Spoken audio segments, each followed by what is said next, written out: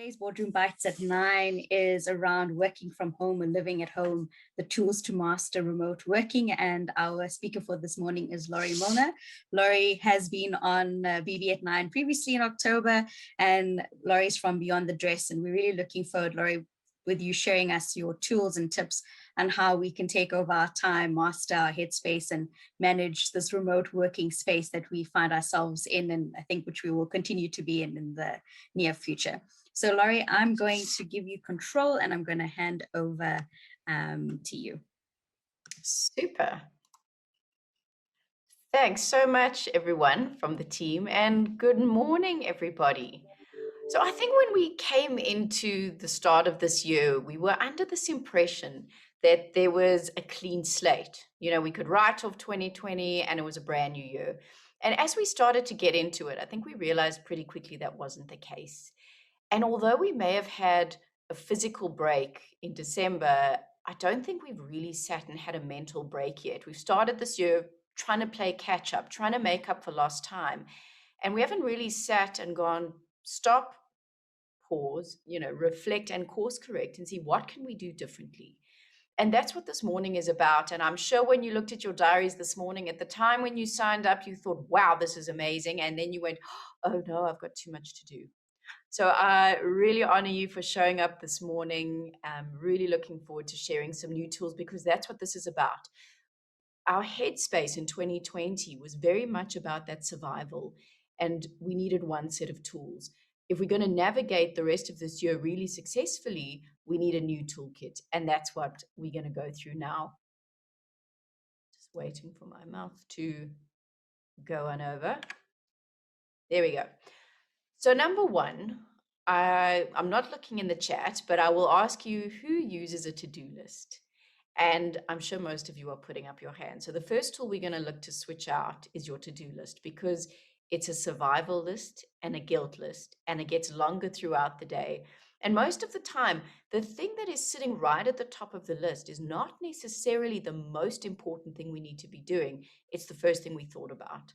So instead of the to-do list, I want you to consider a success list, which only has three things, three big items that you are going to get done that day, because we know the 80-20 rule. And if you've got 17 things sitting on your list, only a small percentage of those are going to move the needle. So your success list has those items on it. But then it's about prioritizing, because everything feels urgent. And I always say to myself, if I don't get this thing done, I know I'm not going to sleep tonight. And so it's about having goals, knowing what do I need to achieve, because goals, the only purpose of a goal is to help you make the better choice in the moment. How am I going to make the right decision in the moment when everything feels urgent? So a nice way to think about, well, how do I prioritize if everything feels like it needs to be done now, is if I said to you, here's a glass jar. You've got to fit in rocks, sand, and some small pebbles. If you started with the pebbles and the sand, we can't get the rocks inside.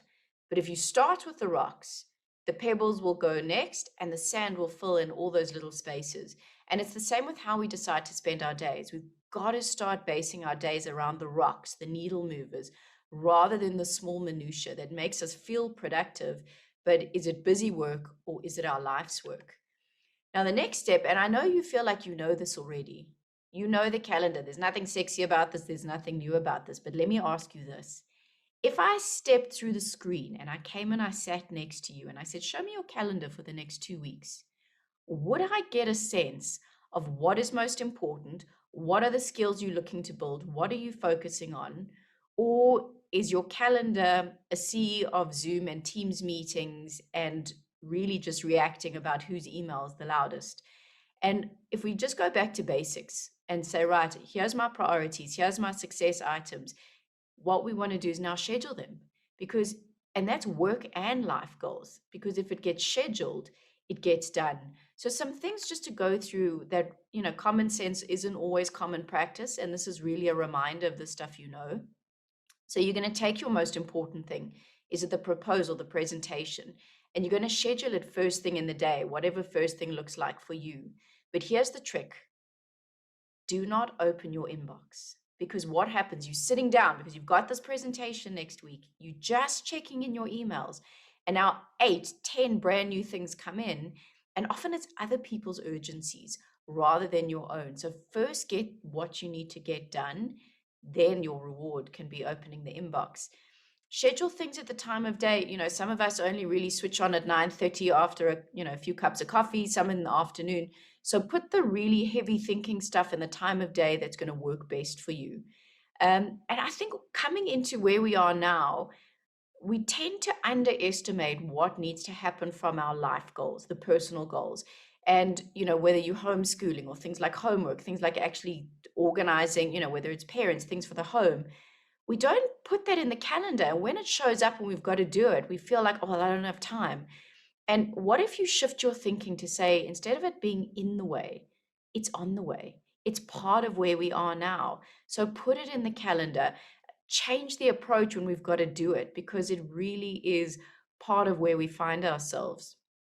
If we can avoid back-to-back meetings, because I know a lot of people complain and they say, oh, it's 3 o'clock and I've just stood up. But the problem with back-to-back meetings is we need to consolidate. We need to think, well, what just happened? What do I need to do? Who do I need to follow up on? And we're not managing our energy efficiently if we're just going from one meeting to the next. We'll talk more about that just now. So a really nice way to start taking charge of your weeks again is take a Friday afternoon or a Sunday, and you want to plan your week before you are in it. But here's the twist. You're going to start with where your time cannot go. Are there meetings? Are there weekly team meetings, status meetings, school lifts, extramurals, things that you've got to do that just, that are going to happen every week? Start with those. Now look at your calendar and you can see realistically, okay, these are the slots available to me. This is where I can fit these things in. And so it gives you a realistic guideline of what is achievable in a day. You want to schedule planning time. Have you ever gone throughout the day and you go, I don't have time to think? You got to schedule that time to think. So take a Monday morning, block out 30 minutes, me time, your exercise, working on a habit, a hobby.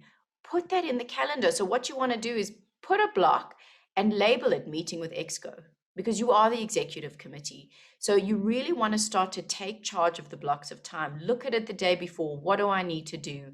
A lot of us have sat on New Year's Day or our birthdays and gone, this is the year, I'm going to start swimming. I'm going to start journaling. I'm going to start cycling. And if it's not on the calendar, it's not real. So we've got to start making those things, making priorities for those as well, not just work. And as much as I preach about calendar, we've got to be flexible and agile. You can plan the most perfect day, the most perfect week, and we know life happens. This emergency comes up. This thing happens that we didn't anticipate. But that's why when you plan your week before you in it, when you know that there's other blocks of time available, you can be more flexible and adaptive in the moment. And then if you are someone who really doesn't know how to say no, and maybe consider you don't have a time management issue, but it could be a people-pleasing issue. Someone asks you to do something, you could say, let me check my calendar and I'll come back to you. Insert that pause, insert that buffer, and then manage expectations. Instead of going, well, I'll do it tomorrow, because we all want to be A-type superstars, you could say, you know what, my calendar is swamped, but Monday morning I've got a gap. Is that going to work for you? And you'll find that 9 times out of 10, they probably will say, yes, that's fine, unless it's a genuine urgency. And if someone perhaps more senior or someone comes and asks you for something, instead of feeling like you have to say yes, you could say, well, currently I'm working on X, Y, and Z. If I take this on, one of these is going to lose my focus. Where should I prioritize? And now you've put the ball back in their court. But the question to ask yourself in terms of thinking how to structure your days, what's important, is what are your non-negotiables? That's what 2020 taught us. So coming into this year, I'm sure you've got clarity and well, I refuse to not take a lunch break this year. I am not sitting at my laptop from 8 in the morning until 7 at night. So what are your non-negotiables? And then start to block out time. Block out, even if it's 20 minutes. Block out a lunchtime, block out time for the things that really matter to you. And that's how you're going to start to navigate this work-home situation a lot better. Now, the interesting thing is we think we need more time, but we don't. It's stop second guessing yourself how you spend it. So if I said to you, what is your ideal average day? Not an ideal day, but just like an ideal average day. Well, I'll wake up at this time and I really want to do that meditation. I'm going to go for that walk, and then I'm going to log on at this time and, run through your day, and I'm going to log off here and I'll have dinner with the family. And so what does that day look like? And now what you want to do is you start to create, you want to be the architect of your day, not the victim of your calendar. And think about what is, and we're so used to the way it should be. Well, I should be logging on at 8 because we always did that. But knowing what you know now about how an average day runs for you, maybe maybe at 8:30 is the time that actually that's the best time of the day that I can do this 30-minute walk. And then allow yourself to do that. I called a supplier, it was a few weeks ago, at 8:45 in the morning, and she answered the phone and you could hear she was in the middle of a workout. She was running. She said, "I'm so sorry. You caught me on a run." So I said, "Okay, phone me back." And she calls me back and I said, "Why did you answer my phone call if you were in the middle of your run?" "Well, I felt bad. I'm supposed to have started work already."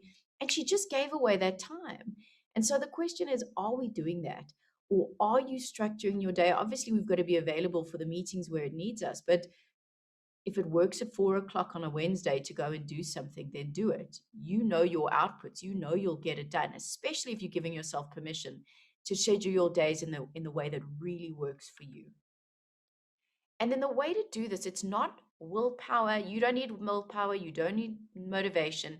This is design thinking. And the way to start creating the life that you want is design it. So if you want to have less distractions, what are you doing to design that? Are you closing your notifications? Are you closing your social media apps? Are you switching off the notifications on Outlook? Are you muting your chats? I mean, think about the amount of WhatsApp groups you have. If you've got families, it's, the cousin and the family chats and the school chats and the extramurals, and then there's the work ones.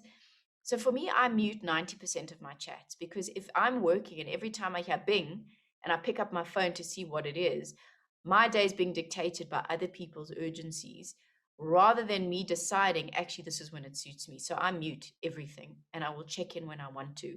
If it's urgent, they're going to phone me. So think about how you're managing your distractions. If you want to be healthier, what are you doing to design the environment? Do you have a big bottle of water on your table? Do you have a bowl of nuts or some dried fruit so that you're not reaching for the bag of chuckles at 3 p.m. when you're starving?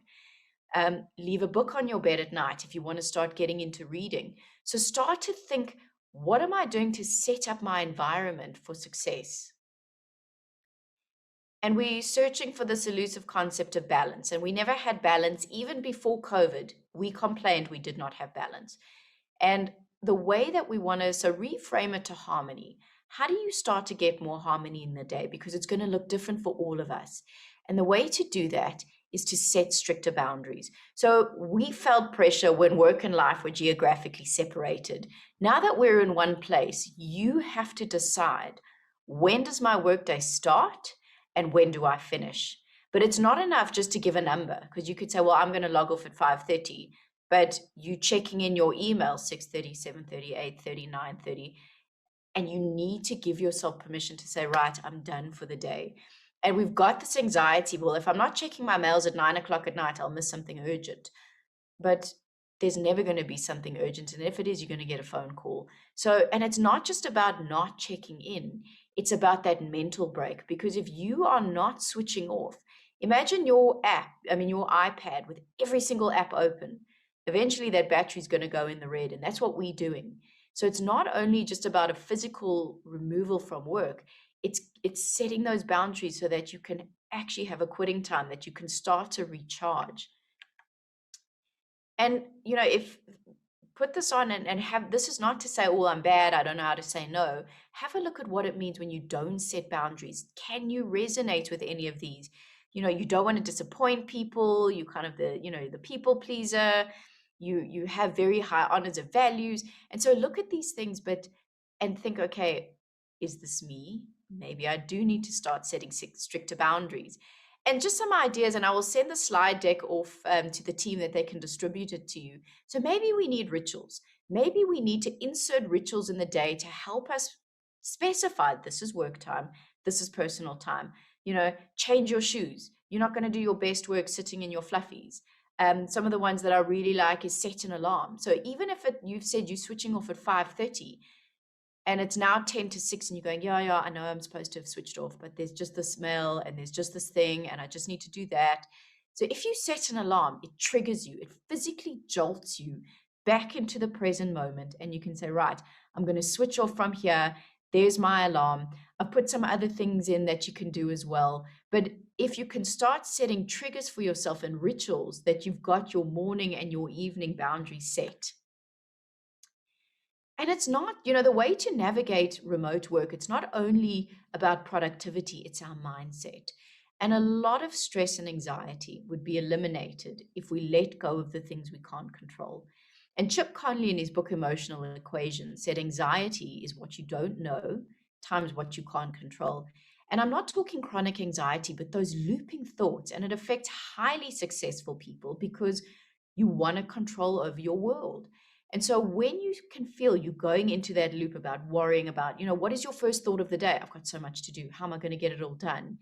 You want to create an anxiety audit. So what I know, what I don't know. Okay, what don't I know? Who can I reach out to? Look at this amazing community you guys have got here. Is it someone in this community? Is it someone in your work? What can you influence? And then the stuff you can't control, you let go of. You can plan. So maybe you have to have a really tough conversation with someone. You can think, what am I going to say? What if they say this? And you can think through it, but you can't control their response. And that's where we lose a lot of energy, because we're going, well, what if they, how are they going to respond? What if this happens? So focus on the things you can control. And sometimes all you can control in the moment is your breath. And that is enough. So now if I said to you, this guy is a world famous artist, but do you know he spends the first 30 minutes of his days just sharpening his pencils, getting the canvases and the light ready? You would say, yeah, so what?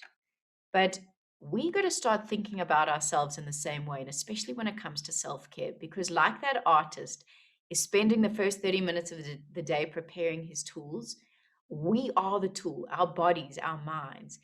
And we've got to start to reframe self-care, not about something I feel so bad if I do, but what is going to happen if I am not making this time for myself? You cannot be at your best sleep deprived, malnourished, not hydrated enough, not moving enough.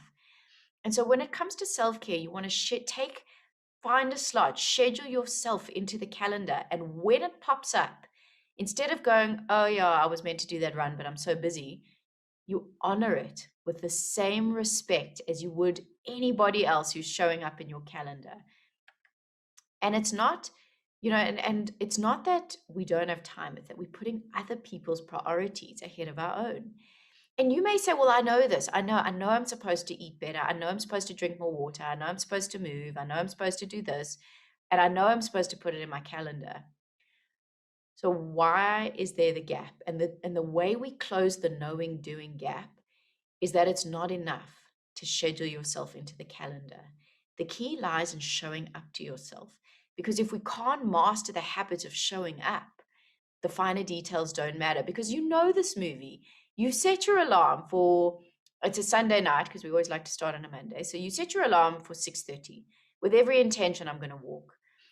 Monday morning, your alarm goes off, you pick up your phone and you hit snooze and you wake up at 7 in a panic. And the one time really disappoints you because you did want to go on that run. And then the whole day just goes down this negative spiral. You procrastinate, you ditch the whole day and you go, well, I'll start tomorrow. And then you go get the Krispy Kreme. And then you're annoyed about the Krispy Kreme. And the inner critic shows up. And so here's the key. If you want to follow through on something, shut down the sabotaging conversation that goes on in your head before it starts. So make a specific decision. Tomorrow when I wake up, I'm going to do X. And when your mind starts to argue with you, because it's going to tell you it's early and it's cold, don't wait to feel like it. Get up and do it anyway. Because what you want to do is create what I call a micro win. So if you want to get fitter, a 10-minute walk is the micro win to the goal. One mindful breath is the micro win to being more mindful. So what can you do? What is the smallest thing you can do? And create your win. And that is going to set you up for a great day. Because confidence comes from keeping the promises you make to yourself. We're amazing at keeping promises to other people. but we tend to let ourselves down. And every time we break that agreement, you break that promise, well, I was meant to do this, it starts to dent the self-trust and your self-confidence. And you may be thinking, well, I don't have time. But consistency is the gap between, it's the bridge between feeling like I don't have enough time, but making progress on something. So do you think you could find 15 minutes a day? If you checked email less, check the socials less, I reckon you can find 15 minutes a day. And another way to find 15 minutes a day, and I forgot to mention it in navigating your environment, don't just get caught up in the physical environment. Manage your phone too. So are there apps, if you are on social media too much, checking in too much, online, I had a coaching client who was addicted to online shopping and would sit at 11 o'clock at night just going online because she couldn't sleep. Delete those apps. So don't only think about managing the physical environment, manage that digital one too. Know yourself. So back to our 15 minutes, right? You're going to take 15 minutes, and the best time that you can do it is in the mornings. So, number one, work is still asleep. And number two, your family are still asleep. So, if you can train yourself to wake up 20 minutes, 30 minutes earlier than usual, and that's where you put in that self care time for yourself, you will literally change your life. And if you are binge watching Netflix till 11, you may need to go to sleep an hour earlier to wake up earlier. And that's the time for yourself. Don't hit the snooze button. Snooze is when you haven't decided. It's when you haven't made that decision what you're going to do when you wake up. So do not hit snooze, and don't check your phone first thing of the day, because what you're doing is you're putting yourself into a reactive state. You wake up, you check your phone, you check your email. Who needs me? And why I say the mornings, it's about putting yourself in a peak state for the day. If you do not trigger yourself, everybody else is going to trigger you. So if you are waking up 15, 20, 30 minutes earlier, you're doing something that is uplifting, exercising, reading something interesting, studying something, whatever it is, you are triggering yourself. But your morning routine starts at night. It starts before you go to bed. And if you can own the first and the last hour of the day, you will navigate remote work beyond the wildest dreams. You really, really will. So an hour before bed, no screens. Don't check mails, get off your laptop. Take that last hour of the day to read, whether for gratitude, for maybe you want to do some mindful breathing before bed, but don't do something that's going to keep you wired. So do something that's calming at night, and then decide. So use your evenings to set your mornings up for success. So if you decide you're going to go for a run, put out your clothes, have the smoothie ingredients ready, have the link ready for that thing you want to study, have the book open. Because when you wake up, you don't want to make a decision. It must all be done and set up for you the night before. And I spoke about a to-do list, but we want to move more into a to-be list. Again, what are the non-negotiables? Who do you want to be? How do you want to emerge at the end of the year? And then that takes you into a to-feel list. How do you want to feel at the end of each day? Stressed, overwhelmed, fatigued, or content, grateful, energized? And the way to create those feelings is you need the corresponding activity in your calendar. If you want to be more relaxed, what are you doing? If you want to study another skill, show me in your calendar, when are you making time to build that skill? And that's how we close the gap. Now, as much as we complain we don't have time, we all seem to battle with procrastination, which is the habit of putting off something to a later time. And what's interesting is procrastination's become a stress management tool, because we've got our stresses we've never had stress like this, besides ourselves and work and finance and aging parents and family. So we walk around with this. And the prefrontal cortex, which is the big thinking, decision-making part of the brain, is carrying this. You now sit down the next morning to work on your presentation, and it goes, oh my God, I've been thinking about mom all day. Let's watch a cat video. And you do for 2 hours. And then you catch yourself and you go, oh my goodness, I haven't started and I'm so terrible. So what you want to do is create a starting ritual, because the stress is always going to be there, pre-COVID, post-COVID. You want to get into the habit of starting. And so if research says, if you just say, I'm going to work for 5 minutes, The research says 80% of you will carry on. And so it can be 15 minutes. You can say, I'm only going to do this. And you want to just get into the habit of starting and then chunk it down. So often what we do is we think the presentation, and we put so much outcome on this presentation. If it goes well, what is it going to mean? If it doesn't go well, it could be career limiting. And we build up this presentation. We put so much anxiety around it. Now, in order to avoid the feeling, we avoid the task. So chunk it down. One slide. What's the first heading? One bullet point. Same with your self-care things. You think, oh, well, I don't have an hour to do an exercise, or I don't have an hour to walk. Do 15 minutes. Break up the 15 minutes. You don't have to do it in one go. What if you did 5 minutes, 5 minutes? Professor BJ Fogg from Stanford University created what he calls tiny habits. And because he found he couldn't get to a gym when he was lecturing at Stanford, he said, every time I go to the bathroom, he said, after I pee, I'm going to do 5 push-ups. And that's what he did. So if you think, what is the smallest step? Is it one breath? Is it one squat? Is it one slide? Chunk it down, make progress, create your win. And that's, as soon as you're making progress, that is what's going to energize you. And now, for me, this kind of wraps it up really nicely. 2 more thoughts. The one is, I wrote this blog a few weeks ago called Self-Acceptance for Dummies. And I said, if I wrote Chess for Dummies, you wouldn't think twice about it. But self-acceptance, self-love, these kind of concepts are terrifying to think about. They're easy in principle to understand, but very hard to implement. And so, can you reframe it to an unconditional friendliness towards yourself? So, if you think about your best friend, your partner, your rock, what is it about them? They don't judge, they're unconditionally accepting of you, they're kind. And can you flip that? And if you can just say, start your day and go, what's one way I can be kind to myself today? How can I be unconditionally friendly to myself today? And that means if I'm sick, I'm going to take a break. If I've been sitting for 3 hours, I'm going to stand up and go walk around. I'm not going to push myself through extreme fatigue anymore. I'm going to go to bed an hour earlier.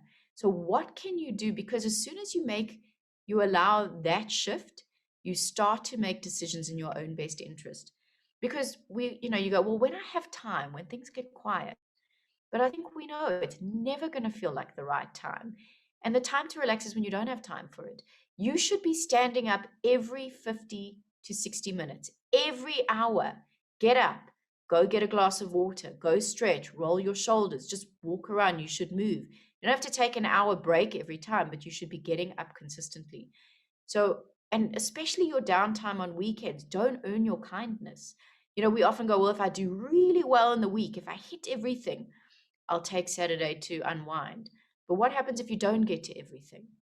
When is that recovery time coming? And the time, you do it, it's like leave. You take leave and it feels amazing and you're excited. And as soon as leave comes, you go, I can't believe this is the worst time to have taken leave. It's never going to feel like the right time. You've got to force that time.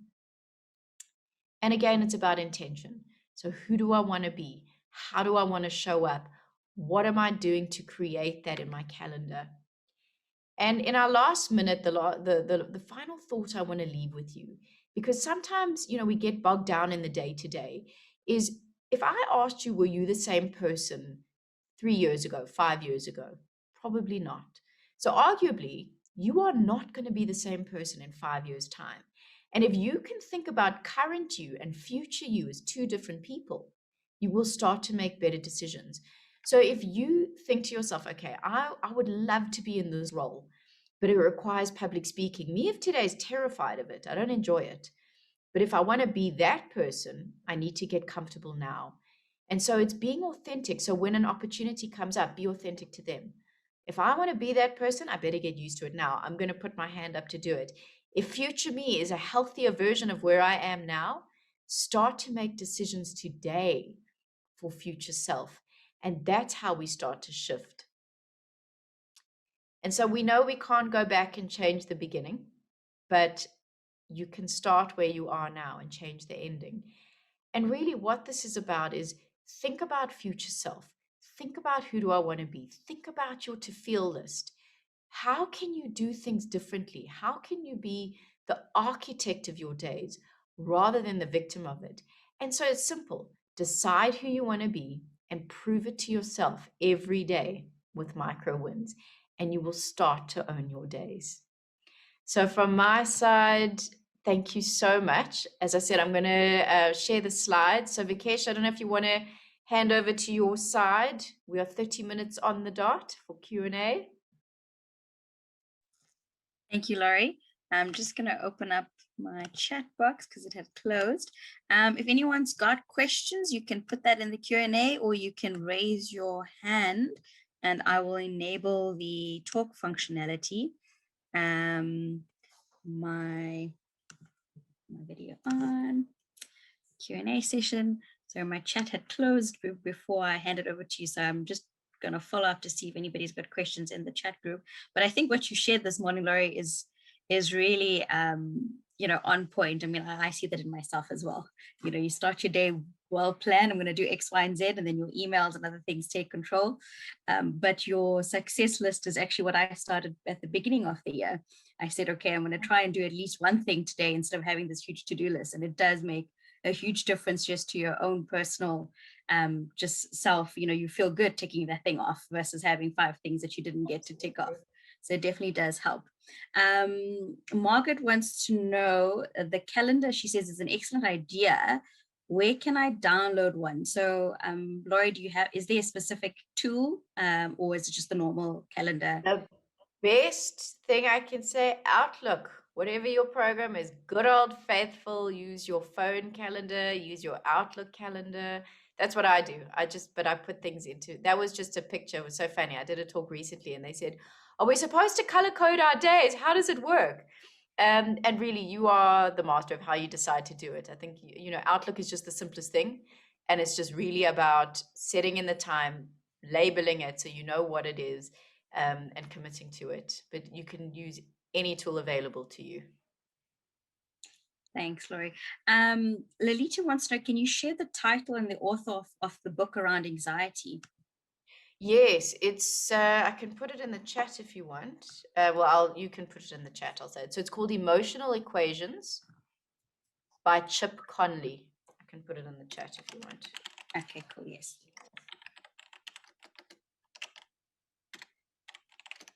But what I can do as well is when I send this through, there's some amazing books. I'm actually in the middle of reading a book now called Chatter, and I don't even remember the author. That's how I've just started reading it. But there's amazing. I think if you can also just start to awareness about your thoughts, awareness about the self-talk. What is the first thing you're saying to yourself when you wake up? And then as soon as you become aware of the thoughts, you want to start to interrupt the pattern. So when you can feel yourself, so you interrupted with an anchor thought, interrupted with another thought, with a picture. So, if you, an example is if you tend to get quite anxious, say before a presentation, you could have, it's called an anchor thought. So you have it ready. So it could be, close your eyes and see, the people that you're presenting to clapping and nodding and smiling. Have a picture of what it's going to look like when it's done and it went so well. And you rather feed yourself that, or if it's a mantra, if it's one word, and you want to derail that anxious thinking and put in something that's going to serve you better. Thanks, Laurie. So Sipo has a question. How do you deal with the guilt that follows doing a personal activity during, what would be working hours? So I think, and first, that's a great question, because I think it's the thing that everybody's thinking, and I think people are having a hard time with that guilt. And I think, Sipa, for me, number one is you want to reframe guilt. Instead of it being a bad thing, it's reframing it to actually, it feels uncomfortable because you're putting your own needs first. Guilt feels uncomfortable because you're doing something that you haven't done, and you need to start putting yourself first. And so I think reframe the guilt, and the question becomes not what if I do go on that walk, it's what if I don't. If you picture yourself 1 year, 3 years, 5 years from now, and you're doing the same behavior where it's just work and there's no self-care. And it's about, self-care is not this indulgent go to the spa. It's about what are you doing to create, as I said with the artist, his pencils are his tools. We are the tool. you're helpful to no one. If you are fatigued, if you're tired, you can never do your best work, your best thinking. If you've sleep deprived, your body is uncomfortable in itself and you're not drinking, the basics we know we should do. And if you want to perform at your best, be there for your best. You could say, who do I need to be on my A game for? Dedicate the task to someone, which is another thing you could do. So if you feel guilty, and you've got kids or your family, and you're thinking, okay, well, where am I going to be for them if I'm not looking after myself now? Dedicate the task to them. So these are some things you can do, but by no means should you feel bad, so long as you're delivering. If you know you're going to you deliver on your output, you get your stuff done, whether it doesn't matter the time of day you're doing it. So if it suits you to go for a walk or do something at odd hours, make it work for you. That's why I say it's not that we think we need more time. Don't doubt how you want to spend your day. Thanks, Laurie. I think that also comes down to the typical 8 to 5 working hours. Is that still applicable now in remote working? Yeah, absolutely. So Christine has, Laurie, thank you. I'm well organized, but how do you effectively deal with other colleagues that do not respond to emails in due time? So I think if we could, just as a general way to start, I think email is a tool that it obviously can be used effectively. We need to cover ourselves. We need a paper trail. But if we could pick up the phone, if you think there's a slide that I've got that says 8 days and 26 mails, what could have been achieved in a 3-minute conversation? So I think most of the time, I think we so starved for time and we're feeling like we've got no time, and we think, well, it's going to waste more time to phone this person. I'm just going to send a mail. But it's exactly what you're saying. If they are not checking their mails, it's going to slow down the whole process. So can we get into the habit of picking up the phone or sending a WhatsApp saying, look, I've got to discuss X with you. When do you have time? This is what I need. And I think if we can just get more into the human touch and just achieve, get through what we need to get through in a 5-minute conversation, cover your tracks, put it in an email as discussed. These are the action items. This is what's going to happen, because we still need that. But I think as much as possible, if we could rather default to phoning, and I know it feels like an interruption in the day, but then if you're waiting on something, can you send them a message and say, I need to chat to you about X. Do you have 15 minutes? Yeah, and I think, sorry, just to maybe close that loop, is that if it's a pattern and if they just do not respond, I think notice, is this something that's happening consistently? Is this person letting down the whole team because they are not on the ball? Are they being the weakest link?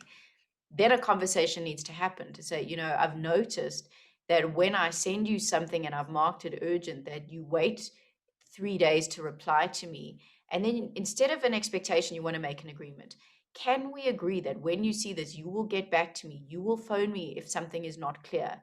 And then you want to set the agreement with them so that the next time it happens, you could say, look, we agreed that you would come back to me if something wasn't clear. It's now another 3 days. We're now behind deadline. And now, because they've committed, have to hold accountability now. So it's not just as simple as pick up the phone. I think it may require that conversation as well. Thanks. I've got 2 hands raised. Tokozani, I'm not sure if you've got a question. If you can unmute your mic, and you can ask it. I see you just put it now in the Q&A. But Paku, do you want to ask your question? Yes, thank you very much. This is enlightening. I am always psyched up and happy and quicker to do things. But there is sometimes an attack of sorrow where I become sorrowful, and then, that brings sort of a despair. How do I deal with that? Thank you for sharing that. Paku, so how much of your day do you spend time on something that matters to you? How much of you is showing up in the day? And I'm not talking about work. I think it's not, that's what I've learned today, that I'll have to take some time to do. but I didn't do that much. So I think, and I think that's where the answer lies, because, we often complain we don't have balance. And I think it's not a question of balance. It's the fact that we are just not showing up in there. And, sit and ask yourself, okay, well, what do I love to do? Is it a hobby? Is it what kind of exercise? You should have some sort of movement in there and do something that you enjoy. As I said, if you don't feel like you don't have time, start with 15 minutes, start with 20 minutes. Have something, if you're going for a walk, find the thing that you enjoy doing. And then maybe even if it's just on a weekend, or even if you can bring it in a few days a week, what is something you absolutely love to do? Is it photography? Some people, it's photography. They love painting. They love baking. They love scrapbooking. They love, someone said they wanted to learn German. They wanted to learn a new language. They wanted to learn a new skill, or just reading. What do you love to read about? And then have that in your day, because you also need something to look forward to. And I think as soon as, and that's where this unconditional friendliness comes in, is that if you're not energizing yourself, and if you are not feeding your own soul and recharging yourself from the inside out, that's where that sorrow comes from and that despair comes from, because it just feels like this endless grind, but you are not doing something to energize you.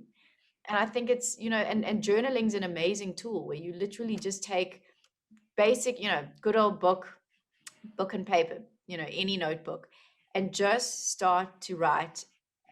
What are you feeling? What are you thinking? What would I love to do? And it doesn't have to make any sense. But what you want to do is just connect back. You want to connect back from a body point of view, from a thoughts point of view. It's kind of, we get so lost in this. It feels like, well, I don't know who I am. I don't know what I would love to Yes, do. I'm with you. Thanks. That appreciated. So yeah, I think start on some journaling and start putting more of you in the calendar. Mm. But that's a wonderful question. Thank you. Welcome. Thank you, Paku. Tokozani, do you want to ask your question? Yes, thank you. I just want to ask as to how do you deal with the isolation stress where there is no adrenaline rush in the morning? When you wake up, you drive on the road, there are these people driving so badly, you call them animals, you go to work, and you got that boiling thing when you arrive at work, and you see people, they tell you about what happened over the weekend before you even reach your office. So when you reach your office, at least your mind has been all over. But now I felt so isolated. It's like I'm in prison. You are just working alone. There is no noise. There's nobody. And how do you deal with that? Thank you. I think so. I'm also going to ask the question of, what do you have a morning routine? Yes, I wake up in the morning. Normally, now my day normally starts at 9 because that's where Okay. my normally start. So my day start there. So I wake up having my coffee, sit down in the computer until 4:30. And there is no breaks, there is no lunch, because sometimes it's this back to back meetings. So yeah, just sitting down for the whole day. Okay, so some things that I think, so you need people. I think you get energized from people is what I'm hearing. And I think, so instead of chasing that adrenaline, I think, could you then, so for me, the first thing that comes to mind is, if you think about an exercise, some people need group. So is there a group class? There's so many online things now, like a Zumba class or a dance class or whatever it is, but something where you've got people, you've got energy, you've got that activity. And even if you're not with them, you can feed off that kind of energy. Could you join you get the Walk for Life or the park runs, or something where you could join outdoors, safe, where there's no risk from a COVID perspective. I think you need something community-based, whether it's online in your place or whether you're doing it with someone else. I think you need that people interaction. And I also think you need to start, that's what I said, to sit from 9 to 4, not get up, not take a break, is going to drive, it's not sustainable. And I think to insert breaks in your day where, do you have to accept every meeting request? Do you need to be in there? Can you not block? That's what I said, block lunchtime and reach out to someone and say, let's have lunch every day together, even if it's online. let's have lunch. Here's 30 minutes. Tell me about your day. And you get people from the office. Guys, let's have a team lunch today. Let's not do a meeting, because I'm sure you're not the only one feeling like that. So if you could just start to reshuffle how you're doing what you're doing, and bring people in. This could be, you could do, even if it's after hours, something online, whether it's, I don't know, also find a hobby. Is it a cooking thing? Is it something you love to do that's going to give you that sense of recharging? But I think if you could tap more into community activities, it'll really bring back the energy you're looking for. Okay, thank you. I'll try that, but probably the online part of it. Yeah, and whatever it is you into, if it's online yoga, if it's online, whatever it is you're looking to do. But I think also to give yourself a chance, and something that's mindful as well. Meditation is amazing, even if it's 5-10 minutes. Something that brings you back, just to connect back to yourself as well, instead of kind of spending the day at other people's urgencies and meeting to meeting to meeting. I think it's almost like that adrenaline is being found in that. So where you miss the adrenaline of the morning, you're replacing it with the adrenaline of moving from one meeting to the next. But that's not sustainable long term for energy. And if you could bring it in different ways, and kind of channel that in a more healthier, productive way, it's going to give you that feeling of adrenaline, because you've shared the morning with someone, you've done something that was a bit challenging and fun. I really think that'll make a big difference. Thank you. Thanks. Yeah. Thanks for your question, Tukazani. So we've got 2 more questions that on our Q&A. One from Osman, who wants to know, what is your view on companies wanting to track staff productivity using tools?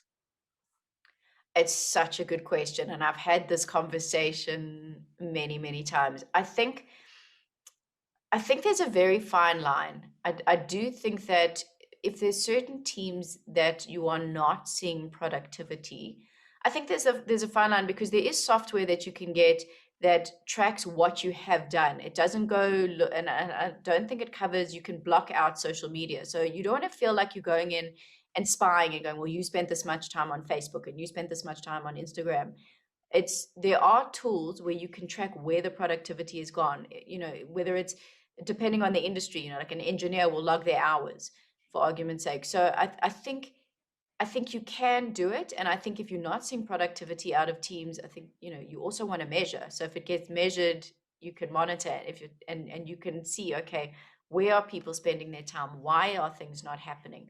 Are they not managing distractions? Are they spending, X amount of hours on the online, on Teams or Zoom? So I think it's a tool that can help people. I think there's a very fine line in terms of how it's implemented and what you are tracking, because it brings up that ethics question. People don't want to feel like they're being spied on, but at the same time, if you are not seeing results as a company, you need to understand why. So I know I'm kind of giving you things to think about, but I'm not really qualified to give advice on that. Thanks, Laurie. Deirdre has a question. Any tips for jobs that span many time zones? My team is in 62 countries, and due to the nature of the job, many urgent things need to get escalated. No, absolutely. And I've worked with several companies that have the same thing. So, and I probably should have said that when I spoke about a quitting time, is that it is dependent. If you are working with US time zones, different time zones, I think still within, even if you are required to be on at certain hours, I think you still need to make sure recovery time is happening. You need to make sure that, are you managing sleep? What time are you going to bed at night? What time are you waking up? We should be sleeping 7 to 8 hours a night. Where else, where can you build in recovery throughout the day? If those are the hours and that's where you're dedicated to being, then make self-care a conversation with this team. Make mental health a conversation. Have the discussions. I think from a company point of view, then it's also in your team meetings. Are we checking in, and are we saying, right, I know this is the hours. how are you? I think we did that at the beginning of March last year. We were all concerned about how everyone's doing in this new world. And now it just feels like we got to get on with it, to work. And maybe not every day, but at least once a week. How's it going? How was the weekend? Are we checking in? Do you know that this specific person's mother's living with them who's really ill and it's affecting them? Do we know enough about our staff that we can hold space for them and be there and understand what's going on? So if we can't change the hours, I think we need to have the conversations and to make recovery safe. If they need to take a break or want to go for a walk at 10 o'clock because they were up at 11, responding to customer queries, they must feel safe to do that.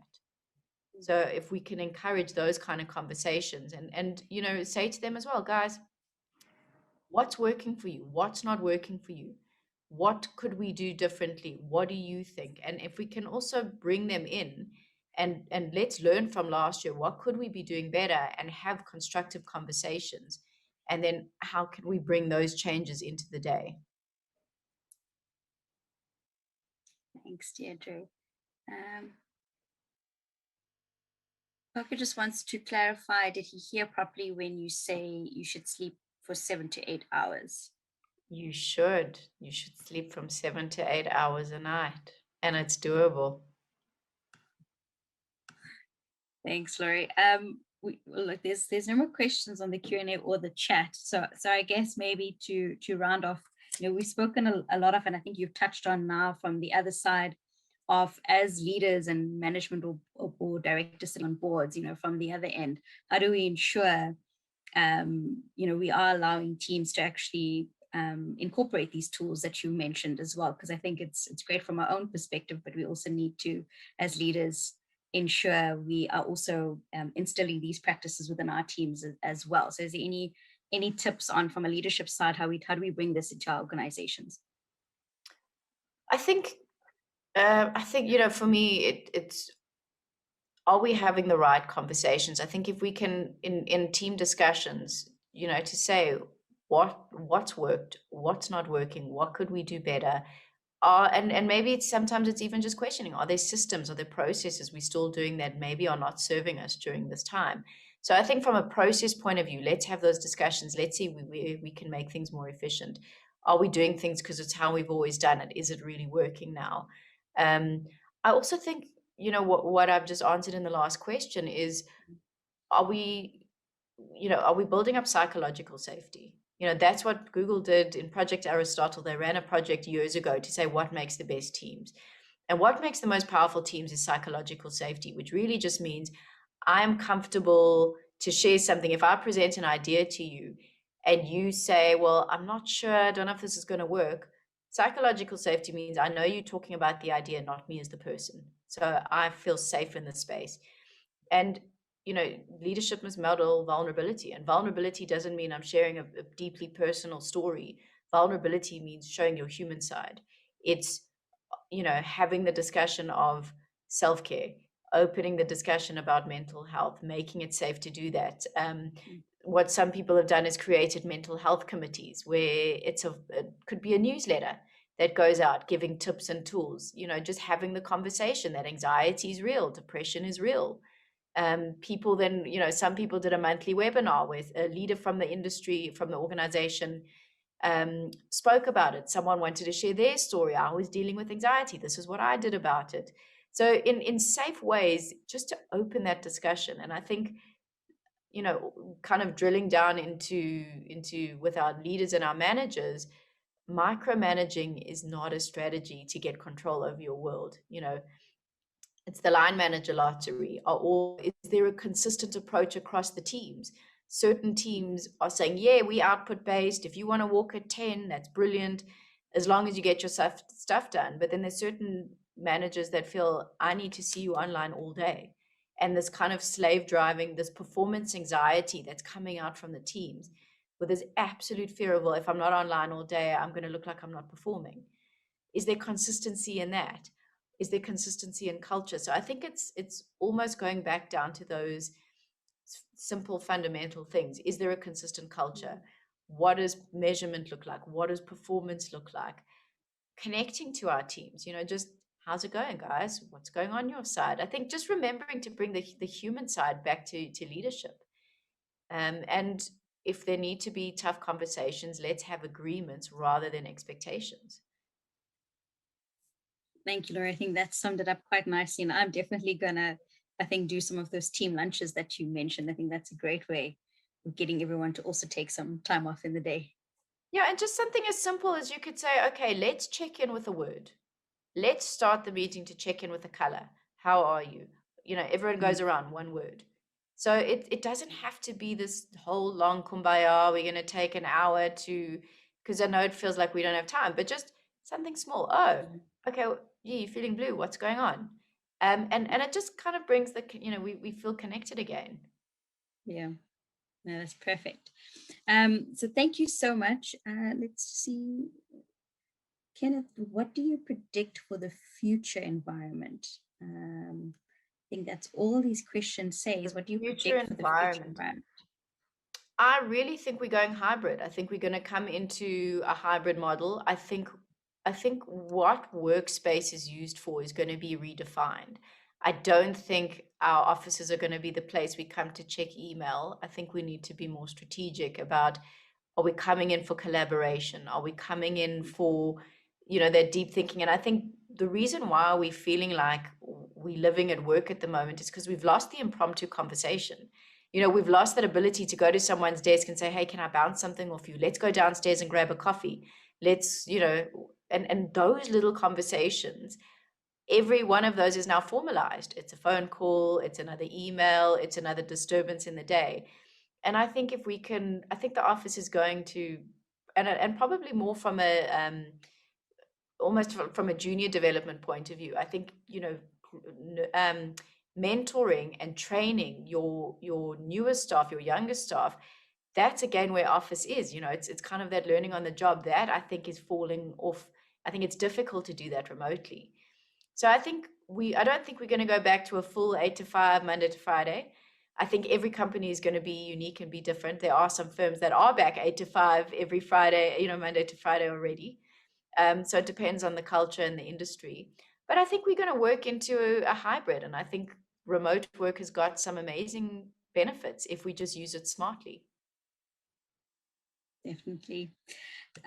So Laurie, thank you so much for joining us again this morning. We really appreciate your time, and your sessions are always full of wonderful tips and tools, I think, for us to use. So thank you. I can see from the chat groups and the comments, everyone's enjoyed the session. They've really, I think, taken a lot back after today's session, listening to you. I think they're going to be putting in a lot of your tips into their days and creating that me time and balance. So thank you so much for sharing with us, and really hope to have you again with us again. From my side, thank you for the opportunity as always, and for everybody who showed up today, even though you are so busy, thank you so much for your time and attention. I appreciate it. Laurie's details are on your screen, and we will send you the slides. You will get them, as well as a link to the recording. So you're more than welcome to share this within your teams as well, and because it will be on the YouTube channel. So do share that. I think what we shared today is very important for everyone. So thank you so much, and we'll see everyone again next week. See you all. Bye for now. Bye.